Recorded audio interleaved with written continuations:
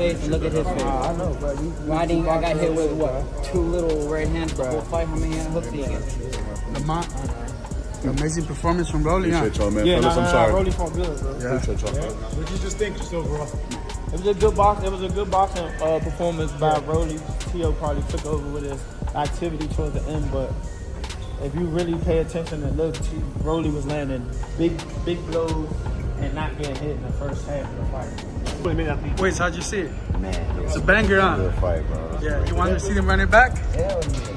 Good, man. Good, man. Good to see you, sir. Man, I was bummed we didn't get to see you fight. We got some big stuff coming up. Yeah, you're going to stay still in shape, right? I got to stay in shape. I got to stay right. Got to stay mentally focused. And the big fight's coming, so. Undisputed. I guess, is it like a rebirth? Maybe that? Just the rebirth of it, yeah. Spirit. I feel like my spirit is like the phoenix. You know, it rises from its ashes. So, yeah, I'm so thankful, though, I'll be honest. Talk to me about all the emotions you're feeling and all the changes that you have to make to bring you to Be careful, be careful. To this point, I think honestly, just making up my mind, like, what am I really doing this for, you know? I want to thank Rolly, like, that punch that it just woke me up and bit down on my mouthpiece, and I realized why I'm doing what I do. So I needed that. Well, congratulations on everything. Oh, is this the zone? Hey, I love you guys. Now it's official. Takeover Promotions with the zone. It is official. That's it. We on, and we're gonna keep going. The road to undisputed. I want to thank all of you. I want to thank her as well. I mean, there's things that she does that are so creative for the sport of boxing, and we need more people like her. Love you guys. Todos mis Latinos. Te quiero, te amo, te adoro. Okay, we got to go to doctor. We got to go to doctor. We got to go to doctor. We're gonna go right through here. The bell rang, and whatever friendship existed between Rolly Romero and Teofimo Lopez stayed outside the ropes. Teofimo started behind the jab, bouncing in and out of range, touching Rolly with quick combinations before sliding away from the return fire. Yeah, you know, Rolly made it ugly, you know, running the whole fight. You know, I could give him like 2 rounds, that's it, you know what I'm saying? It was ridiculous. What was it, a majority decision? Yeah. Were you a bit worried when you started hearing them scorecards? Yeah, I know, because it's freaking crazy, bro. He didn't want one freaking round. I mean, he got maybe 2 rounds, you know, I can give him 2 rounds that he won, but I mean, like, he was running the whole fight. You can't win a fight if you don't commit, if you don't you take chances, you know. When you see Teofimo's, you know, eye slit and the blood starts coming out, what are you thinking, you know, like? Listen, this is nothing new, you know that my son gets cut a lot, you know, and Honestly, man, I'm so thankful for that punch. That thing woke me up, and it made me realize why I'm doing what I'm doing. I bit down on that mouthpiece. I said in the middle of the round with Rolly, I said, you got to do better than that so you can take me out. Yeah. And I just said, nah, we're going to fight. Let's go. What do you think made the difference, Tio? The difference? Yeah. The heart of a champion. Yeah. Never giving up. But, you know, I was tapping to the body and just staying consistent. I felt like that was a 15-round fight, but it was only 12. So, you know, but I'm just thankful. Rolly refused to chase wildly, instead cutting off the ring and forcing Teofimo toward the ropes whenever the exits became predictable. Then the rhythm changed. Lopez began sitting down on his counters, catching Romero as he stepped forward, while Rolly answered with heavy shots to the body and short punches upstairs that made every exchange feel tense. My immediate thoughts, I mean, look at my face. I got hit with what? 2 clean shots the whole fight. So, I mean, yeah, I mean, if that's enough to beat the champion, that's enough to beat the champion. I've heard him multiple times. I am owed a rematch, for sure owed a rematch. And, yeah, congratulations to Teofimo. The good thing is that we have a new cutman, and he did a great job. And I'm very happy, you know, that the cut didn't bother him at all. It was a great fight. 3-time world champion, real world champion, fighting fighting real champions. You know what I'm saying? Like no vacant titles, and doing it at the age of 28 because he just turned 29. It's remarkable. You know what I'm saying? And we have a whole year of 29 years to be able to become undisputed at 147. I see him dominating. I see him doing it. He was a little bit off because, you know, he's coming from a really bad loss. And, I mean, I'm really proud of him for what he did tonight. A very difficult fight. You know, chasing this guy is not easy to chase a fighter. And, you know... the middle rounds became a chess match played at a ridiculous speed. Teofimo's movement created clean moments, but Romero's awkward timing kept interrupting his rhythm, turning straightforward exchanges into messy battles. At one point, Romero backed Lopez toward the ropes and unloaded a burst that brought the crowd to its feet, only for Teofimo to escape and fire a sharp combination on the way out. Neither man stayed comfortable for long. He's never hurt me at any given moment. He got hurt multiple times throughout the fight. Every time I threw a shot, I landed him. He couldn't land anything clean on me, and it was clear and apparent. We're going to open it up to media questions for Rolly Romero. Just 2 questions, Rolly. Can you skip him? Pick somebody else. I don't want to deal with this dude. He blasphemed. Steven Guarino, Cal Art of Sports. Rolly, it seemed like the right hand to the body, that was a big part of their strategy, was kind of jab, right hand you to the body, you kind of... Yeah, he didn't land any of them. It was a block with the elbow. I was going to say, I wasn't sure if that was something that was bothering you. Your side seemed a little red, at least from where we were sitting. Red where? Right there. That's called blood. I see blood on your leg too. Yeah. When you caught him, I don't see anything red. No, so. I'm saying blood on your leg. Probably Teal's blood. Yeah, no, that's for sure Teal's blood. But I don't see anything red on my side. So don't start that initiative. Rounds piled up. The pace became more physical. Romero kept pressing, digging downstairs and trying to make Lopez stand his ground, while Teofimo continued changing angles, looking for openings whenever Romero overextended. The final rounds carried a different kind of tension. The early patience was gone, the combinations became longer, and every clean punch drew a reaction from the crowd. Romero kept forcing the action, while Teofimo answered with speed and timing, refusing to let the fight settle into one pattern. By the closing bell, both fighters had left plenty inside the ring. And the atmosphere felt less like the end of a rivalry and more like the final page of a fight nobody wanted to look away from. I cut him. I hurt him multiple times. I mean, it's clear as day. I deserve a rematch. And honestly, that decision was,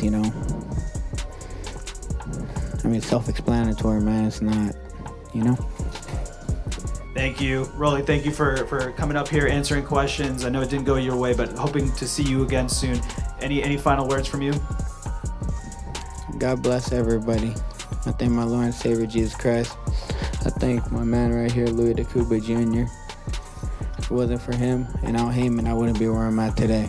So I thank them. I thank my team, my father, Ismael Salas, and that's everyone to come out and see me.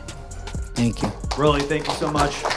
Rolando Romero, everybody. Aaron Ennis did not need a long speech after watching Teofimo Lopez and Rolando Romero finally share the ring. Sitting back and taking in the fight, Boots looked more interested in the tactical battle than all the noise that surrounded it beforehand. Both dudes came to fight, he said. Teo got skills. Romero got that power, and you cannot switch off against either one. What caught his attention was the way the fight kept changing instead of following one predictable pattern. Teofimo's movement and combinations created problems whenever he found his rhythm, but Romero's awkward timing kept making those exchanges uncomfortable. Romero does not fight like everybody else, Boots added. That is what makes him tricky. You think you got him figured out, then he is doing something different. 12-9. Only reason I said 9-3 because I thought he was going I thought Teo was going to start early, go from round 1. He looked good. He looked super good. What did you see technically that made it look that way? He just broke him mentally from the first round. Just too sharp for him. That jab was cooking him. That's all he had to do the whole time. Bro, did he leave first gear? Because it seemed like he was on cruise control. I think he was chilling. It looked like he was chilling to me. Back box looked good. That's what he did. He looked good. And he looked Greek. I'm not gonna say good. He looked super Greek. He did his thing. 12-9 shutout. He did his thing. I mean, and you can't knock everybody out. So he definitely could have knocked him out if he would have probably stepped on the gas a little bit. And he took his knockdown away. What was that, the 4th round, 5th round? Yeah, with that box also pointed toward the moments when Lopez tried to control the distance, saying Teofimo looked most effective whenever he could dictate where the exchanges happened. But Romero's pressure kept forcing him to work. You have got to make Romero reset, Boots said. If you let him get comfortable, that is when he starts making things ugly for you. Still, Ennis was not dismissing Teofimo's ability. He gave Lopez credit for staying composed and continuing to use his speed instead of getting dragged into every exchange. Teo can box, man. Everybody knows he has got experience. He has been in there with some good fighters. Then Boots leaned back and delivered the line that summed up his reaction. That is why I liked the fight. It was not just about power or speed. Both guys had to think. And coming from a fighter sitting near the top of the welterweight division, that reaction makes the matchup even more interesting. Yo, you said to me one time, you said the fights that they think are going to be the tough fights don't be, and the guys that you never heard of, they be the tough fights. It's always like that. The ones that everybody think swear up and down, it's gonna be the toughest fight, the toughest fight. And then when you fight that person, it'd be easy. And then when you fight them guys that nobody know or heard of, they be hard. And I don't know why. Not even hard. It's just like this don't belong in here. I'm just in here like doing anything. Ennis' reaction focused on the tactical battle.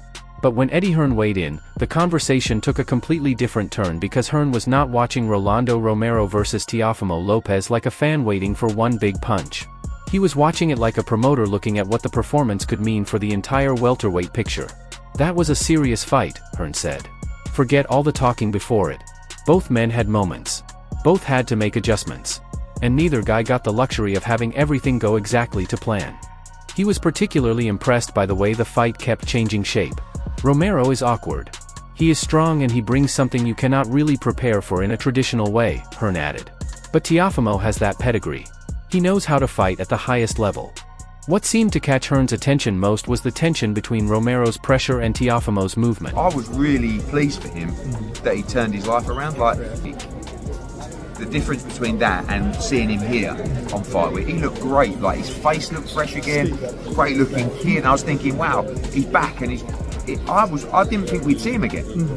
But then I just saw him, and I said in the talking about the event, I said sometimes in that environment the fight can pass you by. So what happens is you get 6 rounds in, you're behind. 8 rounds in, you're still behind. 10 rounds in, fuck, you've got 2 rounds to go. You have got 2 fighters with completely different styles. That is when boxing becomes really interesting, he said. One wants to drag you into a fight. The other wants to make you miss and pay. Hearn also praised the fact that neither man treated the matchup like a safe comeback. They could have taken easier fights, he said. Instead, they chose each other, and that is what boxing needs. Then came the promoter's favorite subject. What is next? Hearn suggested that whichever direction the performances pointed, both names remained valuable in a loaded 147-pound division. That is the exciting thing, he said. You have got Haney, you have got Ryan, you have got Ben, you have got Ennis. There are so many fights. And suddenly the conversation was not just about what happened between Romero and Teofimo. It was about who might be waiting for the survivor of that rivalry. Good.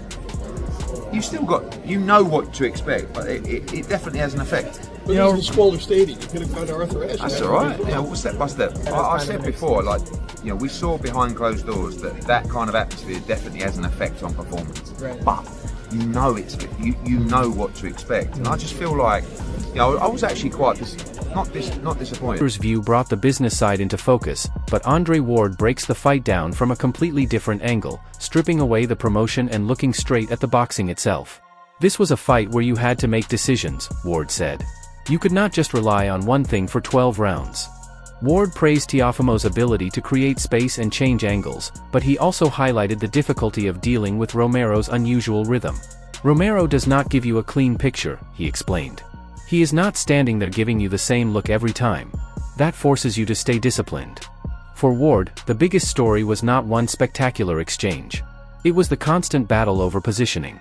Teofimo wanted the fight at a distance where his speed could shine, while Romero wanted to close that space and make every exchange more physical. That is where the fight gets interesting, Ward said. What he had to do, man, you know, there's always room for improvement. You know, I think he had a lot of stuff he could have did, but he's so talented and gifted, man, you know. You also got to trust what he's seeing in there. You know, we're on the outside, you know. But I think he put on a tremendous performance, and obviously, you know, the level he's at, you always look for things he could do better, you know. What did you see from the outside that he might? I mean, I'm just saying, like, you know, like I think it was a lot of body work and stuff like that. He could have touched on, but again, he's in there, you know. So he's seeing stuff, he's feeling the punches. We not. So the guy who controls the distance controls the terms, but you have to be able to maintain it. He also gave Lopez credit for using his experience instead of getting caught up in the emotional side of the rivalry. You cannot fight the story, Ward said. You have to fight the man in front of you. But Ward was not willing to overlook Romero's ability to disrupt a technically cleaner opponent. Romero makes you uncomfortable, and that is a skill, too, he added. Sometimes being awkward is part of your game plan. Then Ward brought everything back to the fundamentals: balance, positioning, shot selection, and composure.